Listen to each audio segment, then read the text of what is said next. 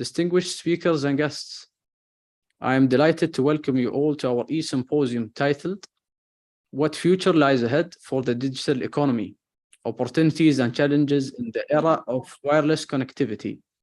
My name is Sultan Al-Rabi'i, Deputy Head of Research and Advisory at Trends Research and Advisory Center. It is my pleasure to be the moderator of this session today. So as we know, the first industrial revolution began in the late 18th century when the discovery was made that steam could be used in powering machinery, leading in turn to the development of the first steam engine. A century after that, the second industrial revolution came about with the discovery of oil and electricity. This discovery paved the way for the mass production of goods in the industrial sector. The third industrial revolution took place with the invention of the computer in 1969. During that period, computers and automation were integrated into the industrial field. Today's fourth industrial revolution is driven by the large technological advancements that takes into account the increasingly close interaction between human beings and machines. Unlike in previous industrial revolutions, this revolution is human-centered. People are surrounded by technology, smartphones, laptops, and many other technological products that are all connected to the Internet of Things. Communication and technology are the key drivers behind this revolution. With that, I'd like to introduce the speaker of today's symposium that will talk about the future of the economy and finance with the advancements of this revolution. So we have Dr. Khalid Al-Wazani, Associate Professor of Public Policies, Mohammed bin Rashid School of Government. Welcome, Dr. Khalid. Welcome, we also have Professor Asma Salman, Dean of the College of Business Administration at the American University in the Emirates. Welcome, Professor Asma.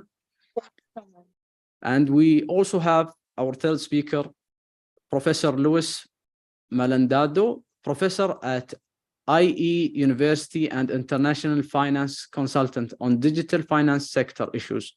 Welcome, Professor Luis. My pleasure. So we could start with Dr. Khalid Al-Wazani, if you have a presentation or a speech.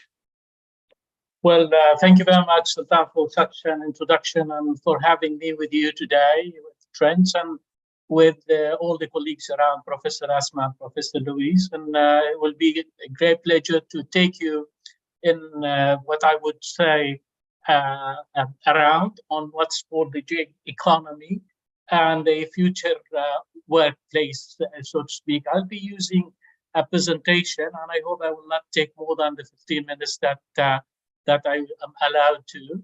So let me rush into my presentation, and I hope that everybody can see the presentation. Let me know if not.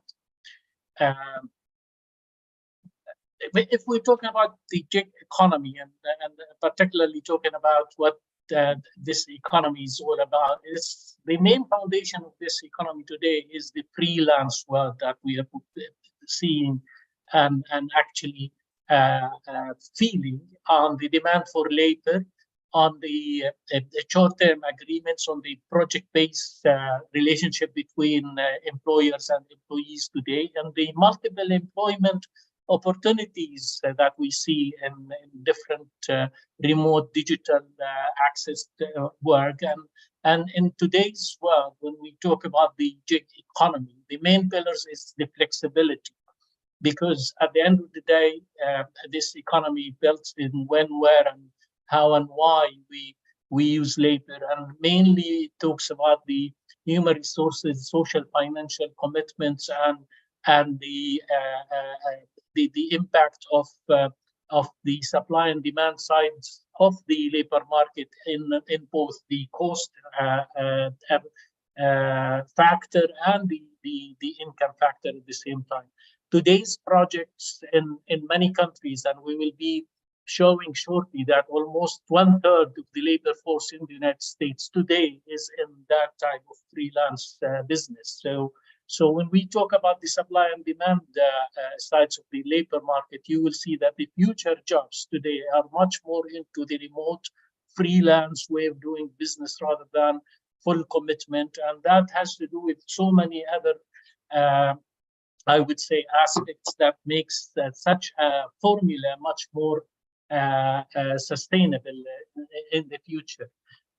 In today's world, when we talk about the gig challenges or the gig economy challenges, one of them is in the labor side, because the job is not really offering enough job security. People like job security as one of their main, I would say, conditions or preconditions to jump in any job opportunities.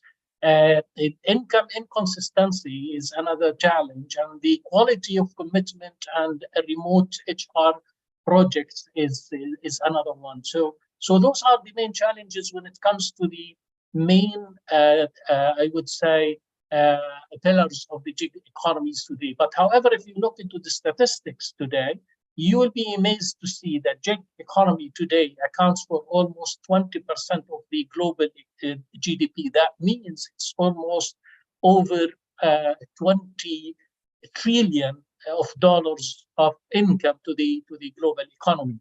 There's almost 76 million workers in the United States today in the gig economy, in the freelance business, in the remote opportunities of work. And that figure, as we will see shortly, will be 90 by 2023. So 90 million, by 2028, 90 million workers will be in the gig economy. And those comprise almost 1/3 of the labor force of the United States. Now, 80%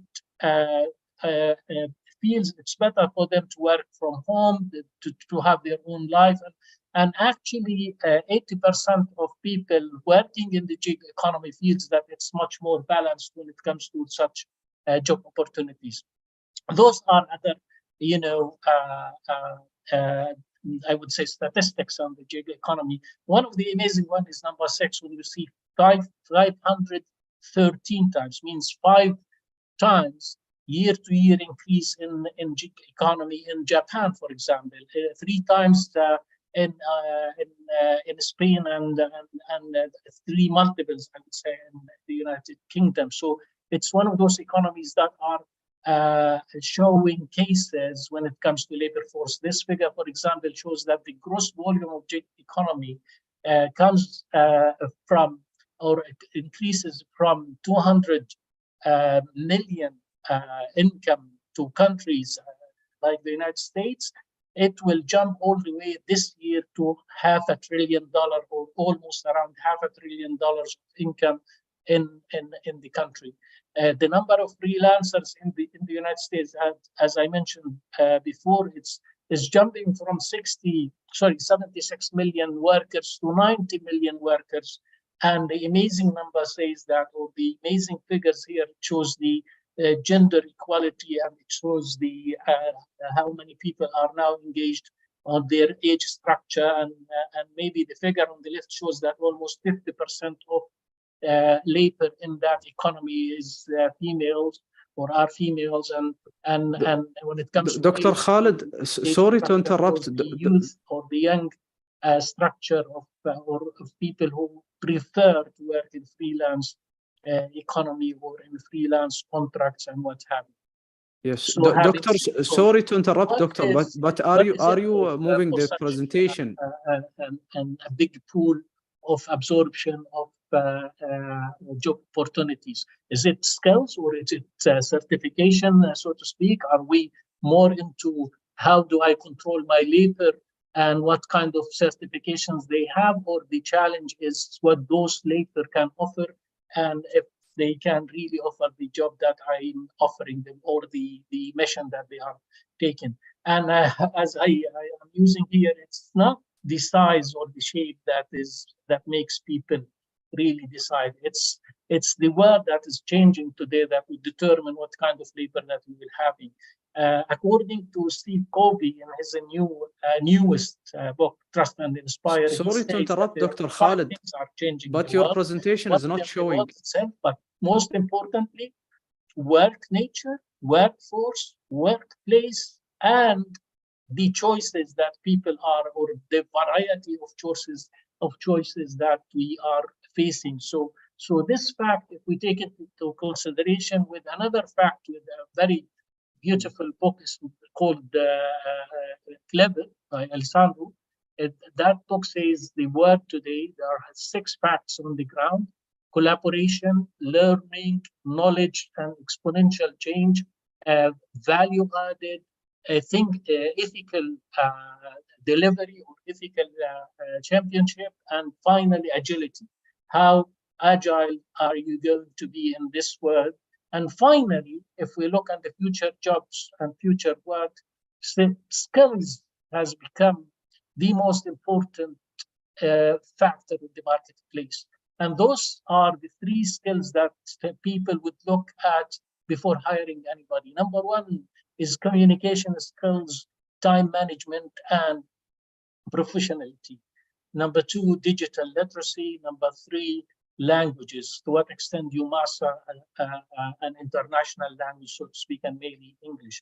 And they are not separate. The 3 together works hand in hand to create the right market, the right labor that we want. It is at the end of the day qualifications that will determine what kind of labor that you will be hiring, not whether that guy or person has a certification in his hand. The ability to analyze, to create, to be a creative, innovative person is much more into labor force today. So in the gig economy, the future work requirements will not be certification by itself. It will be much more into the skills that people are holding with all the types of different kinds of skills, but mainly skills that has to do with knowledge, that has to do with data analysis, that has to do with creativity and critical thinking and what have you. According to the latest Future Job Report 2023-27, there are so many threats and opportunities in the marketplace, but however, the balance today says that 80 million jobs will vanish, vis-a-vis 69 million jobs will be created. That means that workers with lower education and women are very much challenged in the new world. That the report mentioned that technologies are the most important factor in hiring people, that 85% of industries are expected to transform to some sort of knowledge-based, as Sultan mentioned at the beginning, with the 4th industrial revolution, those industries will be much more into knowledge and knowledge economies, AI, and all those requirements, platforms, applications, smart applications, machine that would substitute for humans.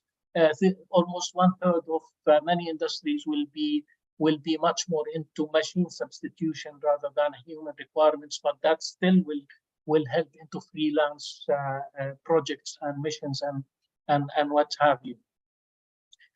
In the same report that was issued last May, it says that the source of jobs for 2023 to 2027 is those who have big data, who can deal with green technologies, who can deal with digital platforms and applications, who can master cybersecurity, who can work on, and that's very important and very new, the agricultural technologies, and also looking into the sustainability. And we know that United Arab Emirates is hosting COP28, and this year Sheikh Hamad bin Zayed mentioned that it will be the sustainability year. One of the amazing things that the workforce will be very much concerned or focusing on environmental management and sustainability and all technology related to it. So the Future Job Report today says the following in the rise and fall of opportunities: technology, digitalization, sustainability are the main rising stars when it comes to foresight and job labor and marketplace. The main ones that are going to vanish are those jobs that has to do with the clerical, secretarial, cashier, ticketing, and what have you. But there will be a large rise in job that are mainly related to educational, agricultural, digital commerce, and sustainability. and that is really connected directly to Dr. Khalid, digitalization. sorry to interrupt, but if you could conclude, you have 3 minutes. And another fact on hand that says 60% of the current labor force will need training. Dr. Khalid? So it's not a matter of the newcomers, but also can you hear me, Doctor? Who has already guaranteed certain job opportunities. They have to know that they have to learn new things over the coming 3 to 5 years. And so 60% of our labor force need capacity building to be able to cope with the new requirements of the gig economy or with the new requirements of the future jobs and marketplace. Having said so, the main benefits of jobs and the gig economy for the future lies around 4 things: big data engineering, agriculture technology and sustainability, artificial intelligence and cloud computing, digital platforms and applications. I'm trying to catch up with the 15 minutes, so I hope I'm not really made it talking fast more than expected. Anyway, let me finalize by following a few slides and then conclude the certain remarks.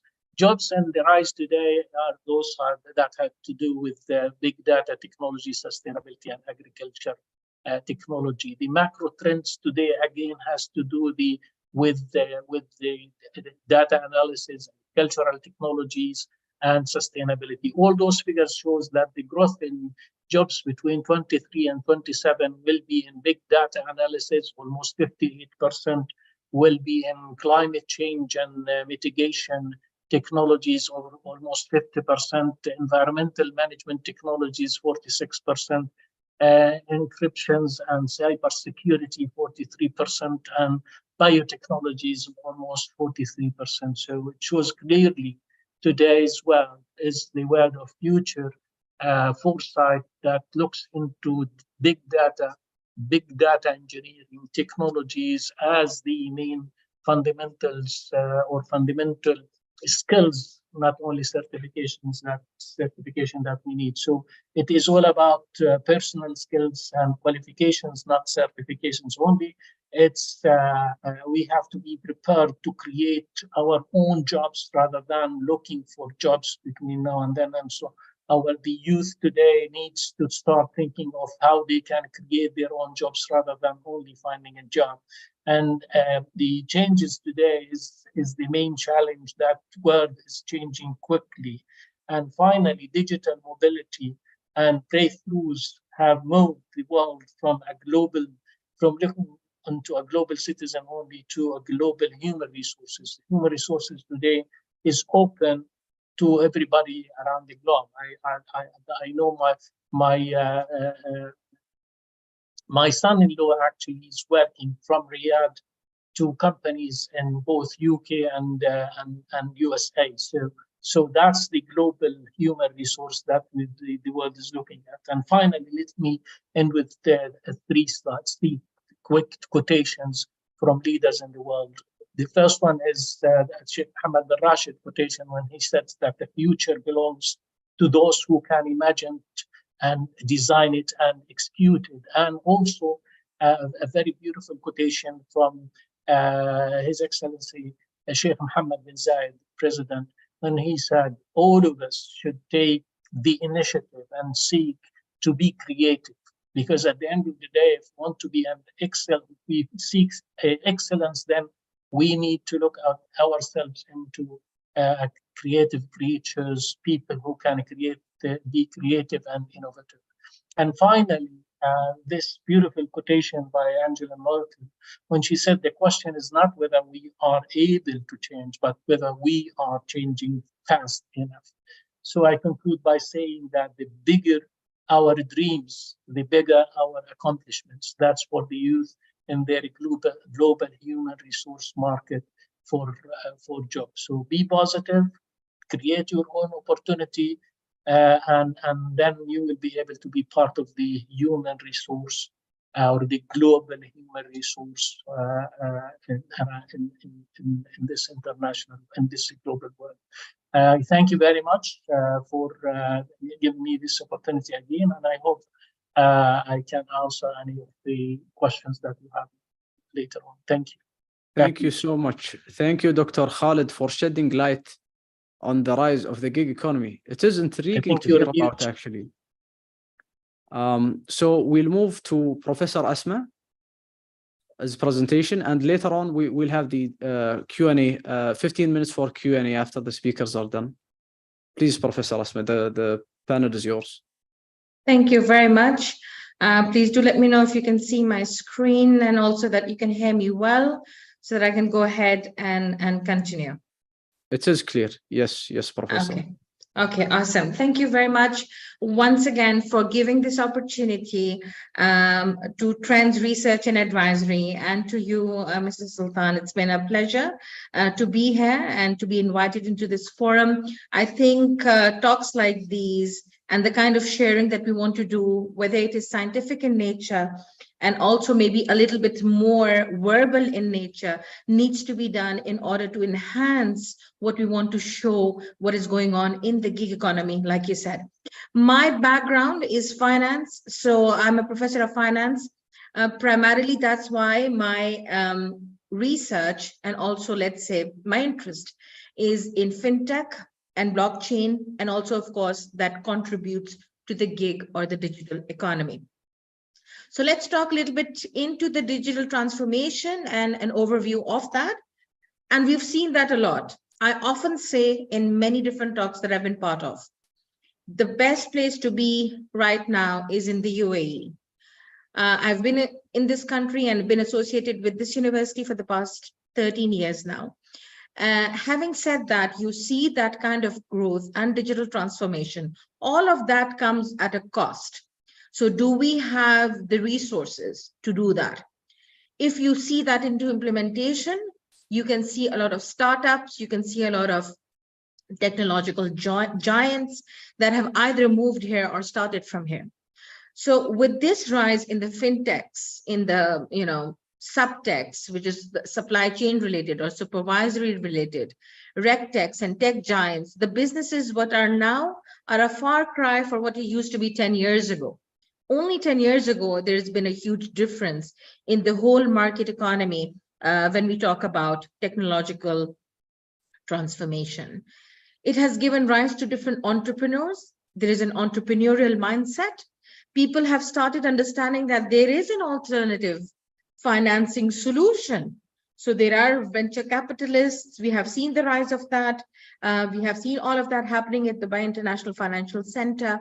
And we have also seen the rise of blockchain solutions, which impacts the industry big time. Of course, we know the Dubai Blockchain Center. Dr. Marwan Al-Zaruni is a very dear friend of mine, and I think has made a huge impact, not only in the UAE, but in the GCC. So these digital disruptions and innovations are leading the pathway into the industry. But the question is everybody ready to push the norm, to push the benchmark? Is there enough potential that is being tapped for the startups, etc.? What kind of a plausible solution is ready in the market? And then, of course, as my fellow colleague, Dr. Khalid, mentioned and quoted His Highness Sheikh Mohammed, I'm going to do the same.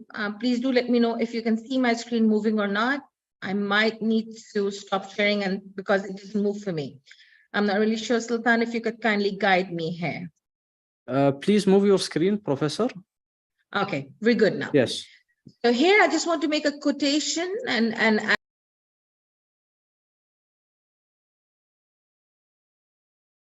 Sorry, Professor, you're muted. If you could unmute. I'm good now. Thank you. Yes. We can see over here that the quotation goes like, we shall work on building innovation incubators, specialized education programs in our schools and universities, and to foster these global partnerships with the best centers and institutions. This quote by His Highness Sheikh Mohammed bin Rashid Al Maktoum stands at an epitome of when we talk about innovation, when we talk about innovative startups, incubators, and so on. I'll move ahead. So what is really the technological revolution? Is it the mobility? Is it big data? Is it machine learning? It is artificial intelligence, drones, robotics, cloud computing? Well, it is the blockchain. There is so much potential in blockchain that is still, it awaits to be tapped. Yes, it has been changed. It has been used in many things like the supply chain management, the food industry, the tech industry, of course, and we have seen a lot of different tech giants go into that. Let's learn a little bit more about it. We all know it is an updated record of who holds what, but the understanding really is into the power of this blockchain.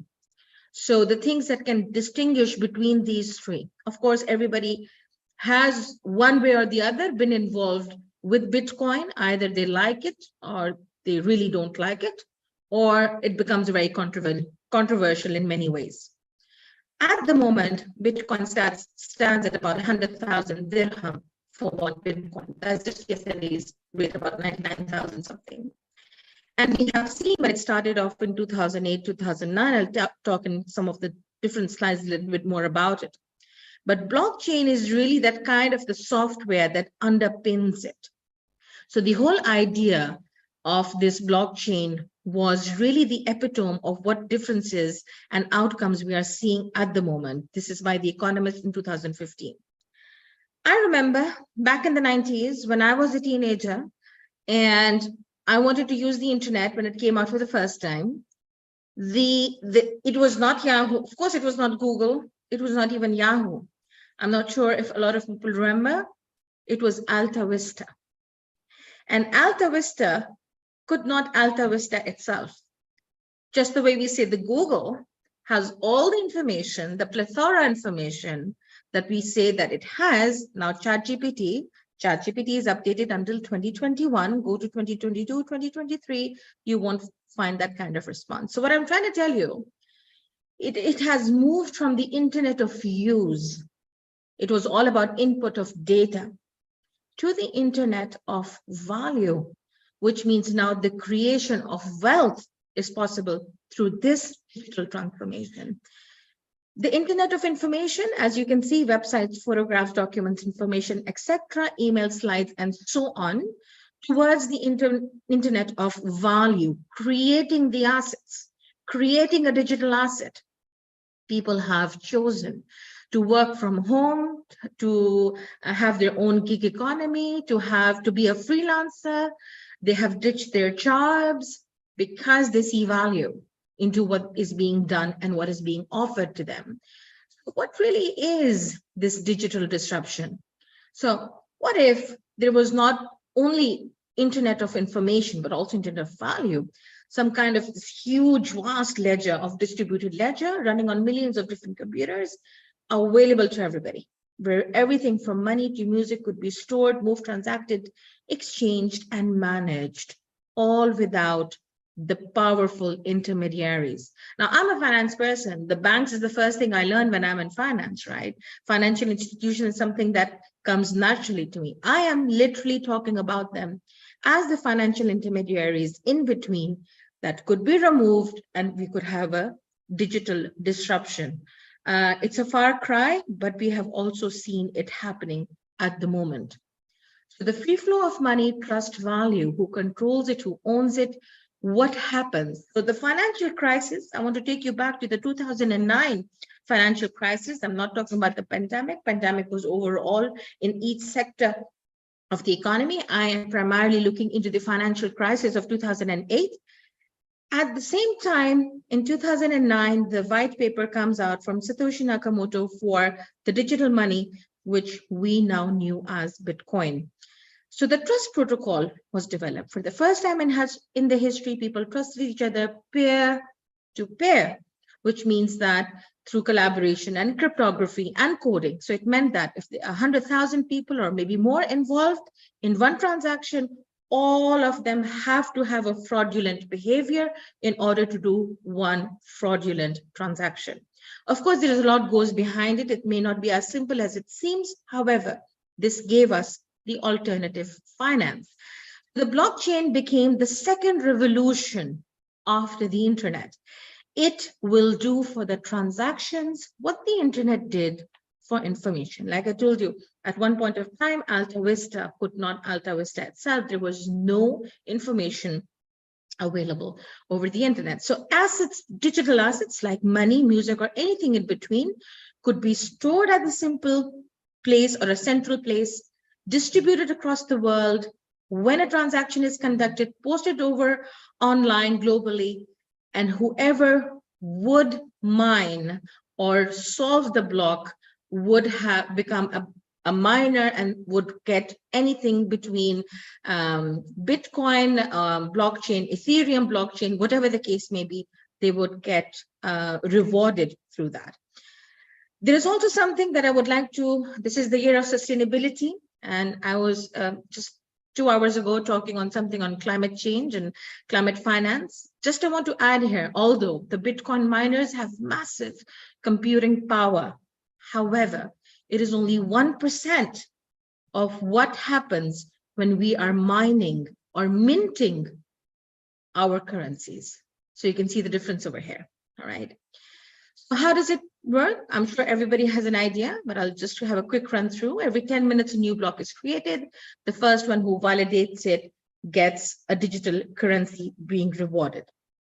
So each block linked to the previous, to the previous, to the previous, creates a chain called blockchain, which is stamped and sealed. So this is one idea or one payment system that is being shown here, which is one example, a simple example of a transaction happening through the power of blockchain, which can happen, of course, at the tip of your fingertip. I just want to add one very important point here. We talk a lot about economy. People who are professors, and I'm sure that my fellow colleagues will agree, we love talking, right? That's why we are on this part of the class and students on the other side. What I want to say is, we talk a lot about the economy. However, there are such a huge percentage in the world who have no access to the real economy. Because if you want to create a bank account, you must have the credentials to create a bank account. Not everybody can do that. Therefore, you have something which is the alternative economy, where people can open an account in 6 seconds rather than waiting for all the paperwork that goes into the banking system. So the project-based economy versus the gig economy. Now, this is something that we all must have shared, received on our mobiles, on our computers, etc., on social media platform, but this is just a food for thought. So the world's largest taxi company, Uber, as we know, Kareem, of course, as well, they don't own the cars. However, they have the largest sum of revenue when it comes into the sharing economy. Same goes for Bitcoin, for content, for Facebook, for valuable retailer with no inventory for Alibaba, as we know, and Airbnb for the accommodation provider. So this tells us where the economy is heading. Sorry to interrupt, Professor Asma, but you have 3 minutes. 3 minutes to conclude. Got you. Thank you very much. The applications of blockchain, we have 3 brilliant examples here. The case of Republic of Honduras. Now, the title deeds, as we all know, happens that generations after generations after generations, if somebody's wrong name is written there or something, then there are courts and there are cases and families and disputes and so on. So the huge issue for title deeds can go through blockchain, which means that once it has been added with the correct name, with the correct information, you will have to go and open many offices. You have to touch upon many offices in order to undo that. That preserves the title deed for you. The remittances, $600 billion. Imagine the amount of fee that is paid on these transactions around the world. That can be reduced by 98%. It's a huge amount of money. The data, which is virtual you, owned by you. I will give one example, and I know I'm short of time. So I'll just show you this chicken or these chickens are on blockchain. Now, this particular picture I have taken from the CNBC. This is about blockchain chickens, which are sold in Walmart. You can go back to the history where they were slaughtered, what food they ate, what was the slaughterhouse, where it is based, which supply chain has been used, how the inventory was developed, etc. till they reach the mart where you are going to have them at your home. Fourth industrial revolution already was talked about in the introduction, and the blockchain system, which we are talking about as a triple entry accounting system. Some of these are just developments over the previous decades to show. Very quickly, in terms of the UAE, we have the 4 pillars of UAE Centennial 2071, which was given as a 50-year ahead strategic plan for the country. And diverse knowledge economy, a happy cohesive society, future-focused government, and of course, excellent education are the 4 pillars. Adoption of blockchain is going to contribute to one of these 4. There's a lot about fintech that has been mentioned, the growth that is being done, $39 billion in size. It is growing only in 2 years. Artificial intelligence, we've talked about that too. And of course, just to give you statistics, that where the UAE stands 6th in the world in implementing smart electronic services. That's why I said this is one of the best places to be in. The way forward, funding for innovations, hackathons to get all the student brains together. The future surely is digital, economy is gig, and mobility is through technology. Thank you very much. Thank you so much, Professor Asma, for talking about fintechs, digitalization, and blockchain. I'd like to ask you actually some questions, but we'll keep it for later after the Professor Luis. So, Professor Luis, please, it's your time. The panel is yours. Thank you very much. It's my great pleasure to be virtually in the AUE today. I mean, the country I really have spent many times and I really love. So very happy to be virtually there and hopefully face to face at some point. And great presentations have preceded me in both for the gig economy and on fintech. And actually, I'm going to deepen a little bit on the financial sector, because I think one of the things that is changing at a really fast pace is finance, and the future of finance is really one of the things that is bringing huge opportunities and is bringing a great share of innovation throughout the world, and definitely in the country and in the region. And let me take a quote here to start my thoughts. This is a quote from Ray Kurzweil, one of the founding fathers of Singularity University in the US, and he used to say, "Our intuition about the future is linear, but the reality of information technology is exponential." And that makes a profound difference. If I take 30 steps linearly, I get to 30. I take 30 steps exponentially, I get to 1 billion. That talks about the speed of change. And that talks also about the different worlds that we live today from a few years ago, where Professor Asma was referring to as well. And if you take how fast developments are happening, those examples might help to illustrate that. I mean, inventions like the telephone 75 years ago took really, many years ago, took 75 years to be mainstream used by 100 million people. Whereas for the mobile was significantly shorter, only 16 years in the late 70s, early 80s, but things have started to accelerate ever since that moment. When we talk about internet, 7 years, iTunes, 6 years and a half, Facebook, 4 years and a half, WhatsApp, only 3 years and 4 months. And there comes the funny part at the bottom. In only 2 years and 4 months, we got used to Instagram, to socialize by a picture, something we take for granted today, but which was what completely new at that moment. And you see the last two, those are very simple games, very addictive, right? Candy Crush, probably someone addicted to Candy Crush in the room. In only 1 year and 3 months, more than 100 million people was using that. And at the very bottom, we get Pokemon Go. In less than a month, there was 100 million people in the world hunting Pokemons around.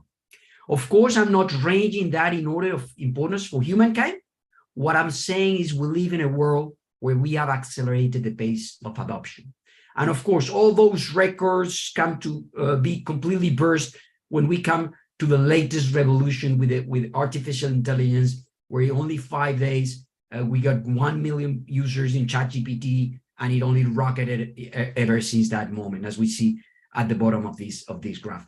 And if I can think of an example where that implementation has really been very, very fast in terms of finance, it's in the fintech world, and it happened in China. In 2013, it was launched WeChat Pay. It's the dream of any product managers. Think about launching a product in 2013, and 5 years later, in 2018, not having 100 million people, having 1 billion users, 1 billion active users. That is the kind of world we live in, and that is the kind of pace, accelerated pace, innovation can take and is taking place in the field of finance. Is it just startups matter when we talk about innovation in finance and fintech? Well, definitely it's about startups. Of course it is, but not only. I mean, who else is doing banking, seriously banking and doing different aspects related to finance? Well, Facebook, today Meta, Google, WhatsApp, Apple, Samsung, Alibaba, T-Mobile, Amazon, those guys are doing and are going to be serious players in finance, are already serious players in finance in many domains. But if we go back to the very important and entrepreneurial aspect that also Professor Asma was referring, can really startup challenge an industry? Well, there's a lot of reasons not to be worried if you're a traditional banker. If you're a banker, those are really quotes from bankers, not taken today. The world has changed, and I feel that the financial sector has done the homework to really realize the importance of having an ecosystem of innovation. But those are some of the early reactions of banks. Startups, they don't have our balance sheet. Our brand is trusted. Supply chain is complex. This is a highly regulated industry. Oh, I love this one. We've been doing this for 140 years. Well, I'm not sure whether that's a reason not to be worried or a reason to really be concerned. Clients trust us. They won't trust some startup. We have a cost advantage. Our risk management capabilities are proven. So that's a lot of reasons for incumbent big players not to be really concerned about innovation happening outside of their premises. Also, the fact that if you take any funnel of success for startups, success rate is very narrow. So you take any funnel, there's a very few startups who really get to be successful. However, it just takes one to be successful to disrupt an industry. Those are all logos from startups. Probably you don't even recognize them. None of them was a success. But it takes just one to be successful to be disrupting an industry. Think about the two on the hand right of this slide, Amazon, eBay. Those disrupted significant areas of our industries in the last couple of decades. Those examples are very clear to illustrate how shopping changed because of Amazon, how music really changed in the way we don't want to own the music, to store the music. We just want to stream it. And Spotify was probably the first player to make a big revolution on that area. And of course, Uber and Airbnb were big players that actually did a big disruption in both the transport and the travel or the lodging industry, substituting hotels and making any home be possible to be a hotel for a night. However, has disruption in finance occurred in that way? Well, the answer is no. And the reason for that lies on regulation. Well, in many aspects of our lives, the leitmotif of entrepreneurs would be, I'd rather ask for forgiveness than for permission. Well, that does not work in finance unless you want to ask for forgiveness from jail. So that makes for the revolution in finance to have happened differently. And this slide illustrates how that has happened. This is not self-explanatory. But on the back of this slide, you have the web page of the bank with all the services they offer. Mortgages, lending, SME finance, etc. And on the very front, what you see visually is a very numerous group of startups confronting each of those businesses. So competition and disruption in finance has not occurred because there's an Airbnb or an Uber that does everything.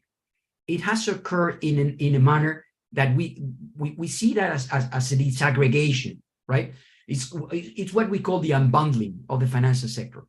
Those small players, those fintechs do just one thing. They just do semi-finance or do payments or do wealth management. but they just do that in a very high user experience and in a manner that is a very important competing aspect for traditional banks. Of course, I'm not thinking just about competing aspects, because more and more it's a collaborative environment. But what I'm saying is those startups started just with one small niche. You don't need all the regulatory compliance to be competing. You just need part of that in order to be a player in finance. The question is, are banks ready to face the challenge? Well, they definitely have strengths, customers, experience, but they also have significant challenge in terms of legacy, regulation, culture, flexibility, etc., etc. That makes for this industry, the fintech industry, to have developed significantly fast, probably since 2008. I would say the triggering point was the big financial crisis of 2008. That was one of the factors that triggered innovation outside of the banking industry. Other factors that have contributed to that have been the simultaneous maturity of technologies. We've named some of those, both professors have already gone in depth through some of them. It's definitely the service capacity, big data, artificial intelligence, the cloud computing, NFC, blockchain have matured simultaneously, leveraging on very, very powerful architectures for our financial sectors. And it's also the user experience. Google, Apple, Facebook, Amazon, Alibaba, those GAFA have set the bar really high in terms of user experience and have forced both traditional players and new players to really give us and develop a significantly higher user experience in the way we do finances through our mobiles and other channels. And what has the industry achieved over these 15 last years, where we are looking also at the future? Well, definitely define the rhythm and the agenda of innovation in finance, both in payments, lending, remittances, wealth management, capital markets, personal finance, insurtech and regtech, those areas of very, very big developments, blockchain and cryptocurrencies, and more recently also real estate. All those areas are part of the agenda of innovation and deep change that is happening in finance.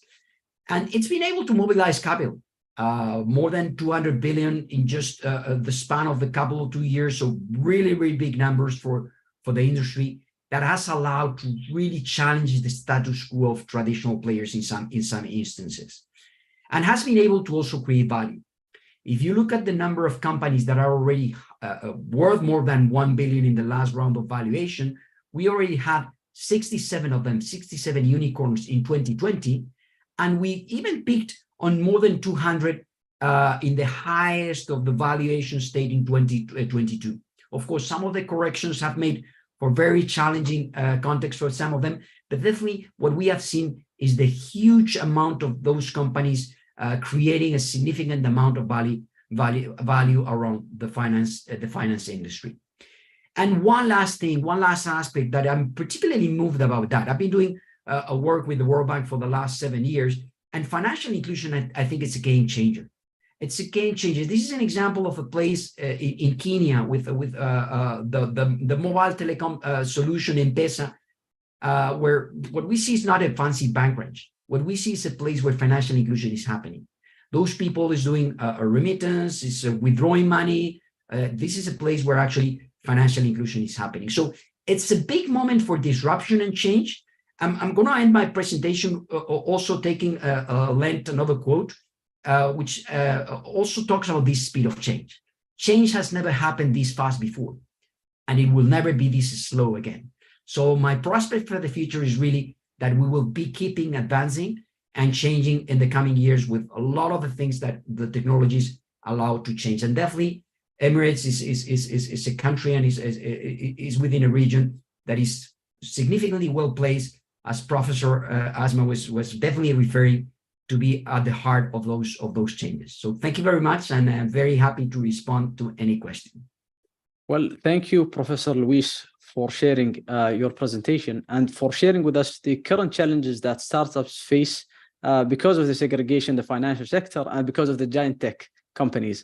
I think we can, it's really, it was an intriguing panel, and we can move on to the Q&As. Professor Khalid, are you with us? Dr. Khalid? Yes. Okay. So I actually will ask each of you a question, we'll go by like one by one. We'll go with 3 questions. How does that sound? So, yeah. So, Dr. Khalid, I just wanted to ask. So, you spoke about the youth in the market and how they should create jobs. But how about reskilling and upskilling? What are your thoughts on this for the current market? Well, sometimes maybe this is the most important question today, because I mentioned maybe in one of those statistics and facts and figures that 60% of the current labor force needs to build its own capacity for future requirements of their own jobs. So what about the youth today who still are maybe looking for jobs or preparing themselves to enter the market? They're somewhere in between high school, universities, and probably in the fractional, I would say, domain of looking for jobs. The most important part of this is, again, the data revolution that we have. Today, you can access any platform. You can use the ChatGPT. You can use all those, platforms and applications to upscale yourself. It's at the end of the day, I would say each and every person has its own potential, I would say, capabilities that he needs to evaluate, develop, and start to work on. If you don't work on your own capabilities, you'll never find a job. It's not, let alone creating your own job.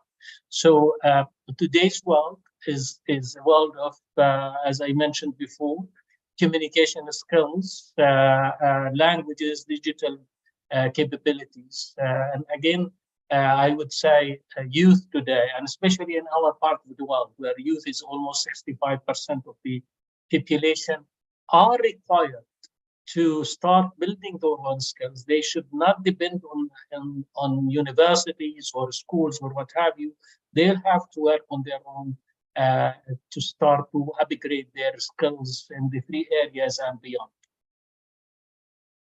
Well, thank you, Dr. Khalid, for that answer. And this brings me to my second question to you, Doctor. So you actually spoke about the gig economy, right? And you gave some reports for the US. But how about in our world, in the UAE? What do you think? Is there a future for the gig economy here in our part of the world? If we think of United Arab Emirates, it's the leading today in almost every aspect of the new world. And let's be frank, in metaverse particularly, for example, the United Arab Emirates was the first one to start working on the platforms that serves the logistics of the metaverse, for example. And that goes at the same time with whatever new initiative is coming. Well, and gig economy is one of them.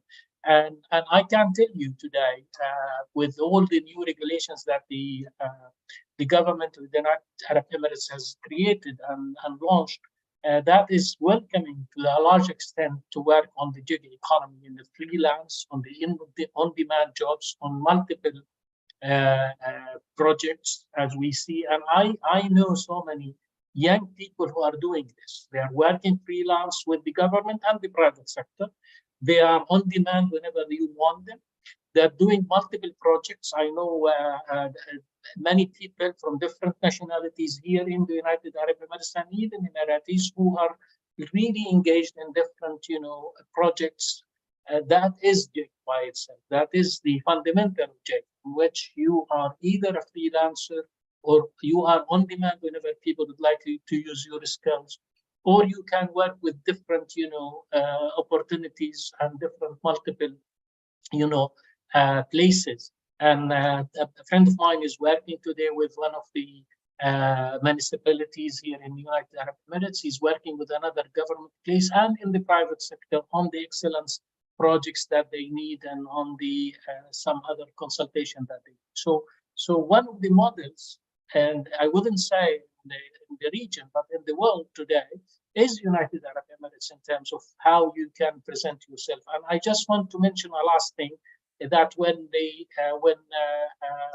Dubai and the United Arab Emirates launched the new kind of visa in which you can be a creative or an innovative person and get a 10 years gold visa, or you can get a visa to look for a job. So there is a visa that allows you to come and fetch for a proper opportunity for you. This is JIG again.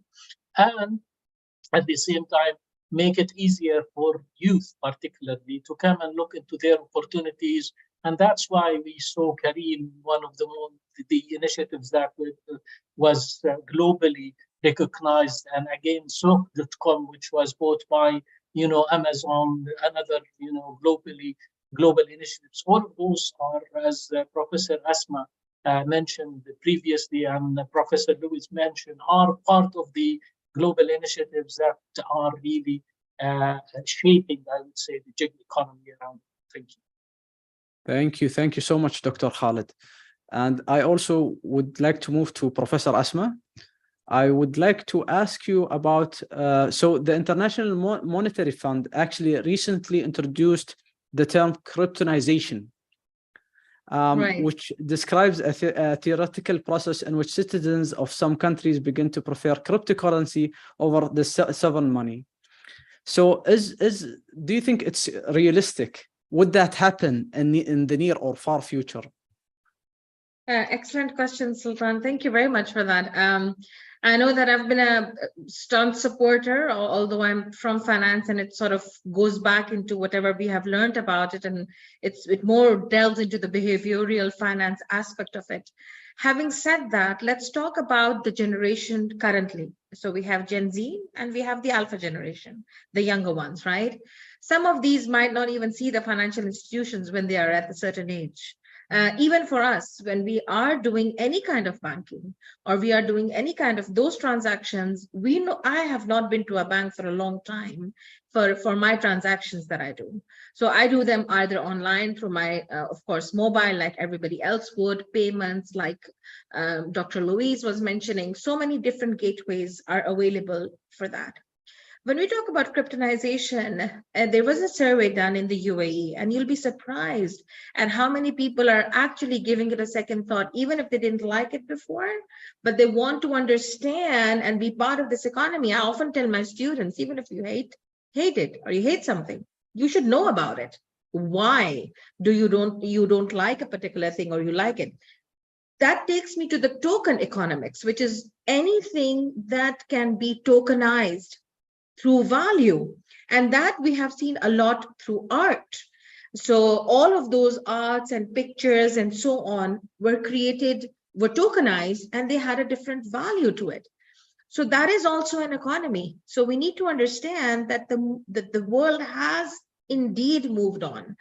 The question here is which part we want to take with us and which part we want to delve into, leave behind, retire it, and understand that it is no longer going to work. Let me give you a quick example of the year 2000. I still remember when the year 2000 had to turn from 1999 to the year 2000, and we were using the internet, and everybody said, oh, it's the Y2K1 bug. Don't turn on your computer, something's gonna go wrong. And what happened? Here we are 23 years later, we have completely revolutionized in terms of technology and digital transformation. The question here is, the only downfall could be if the internet stops working in the world. And other than that, I do not see why this should not go in that front. UAE being one particular example where the youngsters have a very positive outlook for that because it gives them the freedom. Thank you, Professor Asma. Actually, my second question, from that answer, I wanted to ask you if the internet stopped, but I won't, not for today. I wanted to ask about blockchain. It's interesting for me. So you stated some applications in your presentation of the blockchain. I just wanted to know what are the, or what do you think are the limits of current blockchain applications right now? Right. So blockchain, it depends upon what kind of a user you are. Are you using it primarily for inventory? Are you using it for your financial statements? What does that mean? It means that any organization in the world has a budget, has a financial statement. Now, those financial statements, once they go through your blockchain, you cannot change them. What does that mean? Your ethics, when you're talking about change, anyhow, we understand financial statements, once audited by an external auditor, you cannot touch them. But I'm still talking internally. When you put them and there is no change, nothing can be added or deleted. That's the kind of thing we are talking about, how to revolutionize them. So it depends upon the user. You want to put these onto the blockchain? Let me give you one quick example. Degrees, educational degrees. Asma, she graduated from so and so. My first name, my last name cannot be tampered, cannot be changed. When we talk about we need to go to different countries, we came to the UAE, we had our degrees attested, we got the equivalency from the Ministry of Education, etc., etc. Put that on blockchain. Everywhere you go, it's a verified document. So that's the kind of things we're looking for the users, which is user-friendly and actually helps the end user, which is us. So it depends which apps, which use do we want to put the blockchain into? Thank you, Professor Asma. Thank you. Thank you. Professor Luis, I wanted to ask, so you spoke about fintechs and you spoke about how technology affects the financial sector. So I wanted to ask you, how are tech giants entering the financial industry, and what are advantages do they bring to the table? Okay, that's a very challenging question, because actually, to some extent, there's some criticism on are they gaining too much power? I mean, combining the information they get from other sources and combining that to really deliver services, or at the same time, they're giving a very good service to clients. Think about Apple, for instance. Apple has gone a very significant step forward when launching Apple Pay in the US and line of credit, etc. And if we would have thought a few years ago about an alliance between a bank, Goldman Sachs, I'm not talking about a small bank, and Apple to provide financial services, who would we have thought was leading? Definitely would have thought about Goldman Sachs and Apple being the IT provider. It's the other way around. Really, the clients are Apple clients, the user experience is Apple user experience, and Goldman Sachs is just visible to a very small extent. So really, we are seeing a very important change on the way and the importance and the client relationship that is introduced by those big players. In the end, I think it's on the benefit of clients, and it's on the benefit of consumers to really have access to a much more competitive context. We're seeing Amazon stepping in finance very strongly as well. It's a very natural step in. I mean, if you're purchasing on a recurrent manner on Amazon, it's very natural that Amazon gives lending, working capital lending for SMEs that are on their stores, but also that they give consumer lending to us as consumers. So I feel in the end, of course, we need to take into consideration competition aspects, but other than that, I feel it's a huge change, and it's an area of really strong interest for big techs where they're stepping very, very strongly.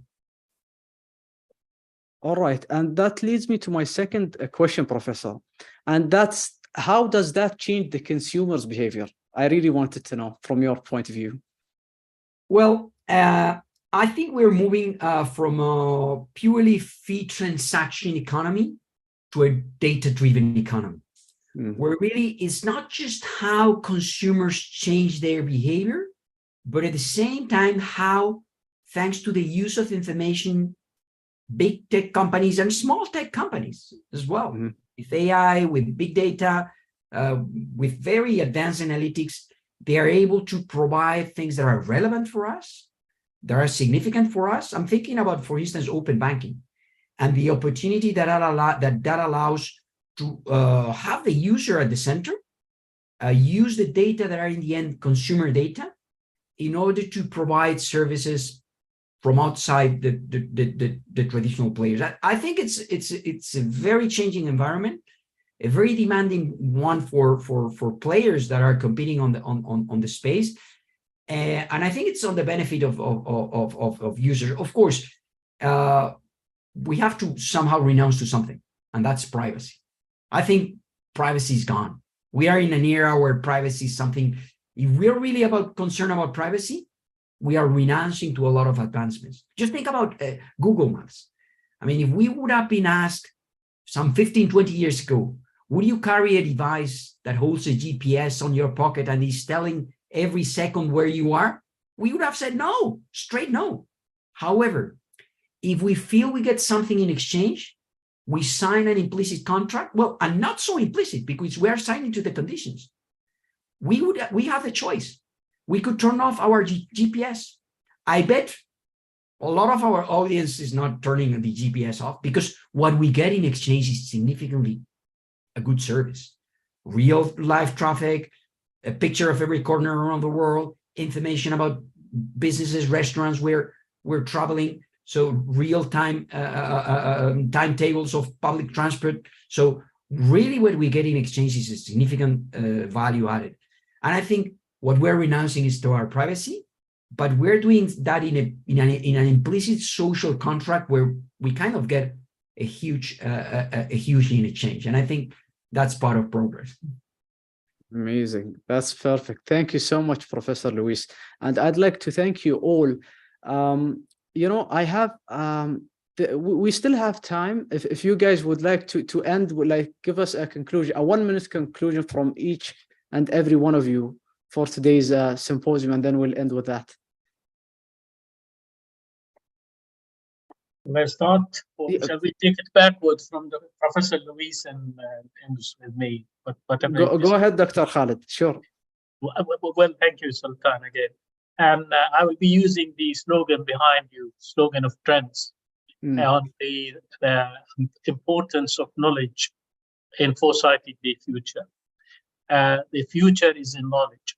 Today, as Professor mentioned earlier, back 20 years ago, we would never imagine what we are reaching today. But today, if you tell me that probably my mobile would give me some photos from the moon, then probably I will accept that. So the world is changing, and the key word today is knowledge. And as Fuller law says that knowledge used to be multiplied over 1.5 centuries. It's now multiplied over 12 hours. So the multiples of knowledge that we can say is something that is making our future and also affecting us. So my message to the youth today is that you have to build your own future by building on your capacities, by using your skills, your potential skills.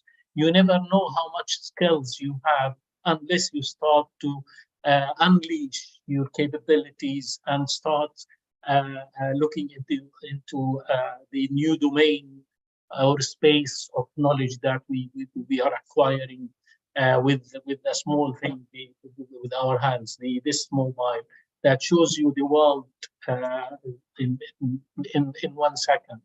And today's world is a world of opportunities.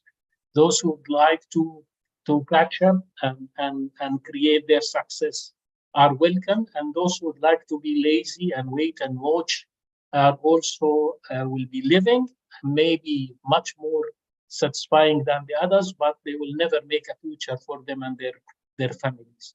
So please use knowledge to foresee the future, because at the end of the day, youth of our region particularly, as I mentioned before, they are 60 to 65% of the population. So let's use it to strengthen our power and to create a new future for this part of the world. Thank you very much. Thank you so much, Dr. Khalid, for the optimistic conclusion and look for the future. I'd give the floor for Professor Asma for your concluding notes, please. Sure. Thank you very much, Sultan. It's been heartening to hear all these thoughts. I would like to really add on to what was one of your questions also, is to ensure to have a true sharing economy. One of the questions, that's what is happening in this part of the world. when we talk about sharing economy, I really mean the people who are not part of the economy, of the real economy as of now. Somebody that we think of as regressors, who are not part of, who do not own a bank account, who have not, whose means of income doesn't allow them to do so. In addition to that, we have also seen that people in far-flung areas, that is how really the blockchain revolution came by Don Tapscott. I happened to be in one of the book launches back in Boston in 2015. And the true idea behind it is somebody in the far-flung areas with no access to real money does not care how the money is reaching them. So we need to have a true sharing economy to make sure that inclusivity is there. There was a great example shared by Dr. Louise for that. And I do have similar ones from Pakistan, where I belong from. And there have been something on your, simply through an SMS, you can be part of the real economy. And that's something that we're looking for. One more thing for the lovely youth out there. With all of this, with digital transformation, with this huge disruption, comes a lot of responsibility. So please be responsible. Thank you, Professor Asma. I do agree, actually. You know, in today's world, you know, internet has reached many places that it couldn't reach maybe even 5-10 years ago, right? So we do have a real opportunity here. Thank you, Professor Asma. Professor Luis? Yes, I mean, very short, I mean, just dwelling on what Professor Khalid and Professor Asma said, and I'm going to just do one thought and one tweet-sized message for the Gulf as they did. My thought, it comes from a statistic I heard there once, which is that in our lifetime, we're going to be reinventing professionally between 3 and 4 times. My bet for the Gulf is that they're going to be doing that at least 7 to 10 times. So my message for the Gulf, my Twitter-sized message would be open to change and enjoy the ride. So that's something that is really, really coming with the big changes that are going to be experiencing in the near future. So that would be my last thought. Thank you so much, Professor Luis. I agree also. Yeah, we need to be more agile, right? And to adapt more quickly than ever before with this unprecedented industrial revolution. I thank you again all for joining the symposium. From the bottom of my heart, it was an honor to be your moderator. And thank you so much. Thank you all. Thank you very much. Thank you, Sultan. You've been a great moderator, and it was lovely being here. Thanks a lot. Thank you so much, guys. It's a pleasure. Thank Thanks. you.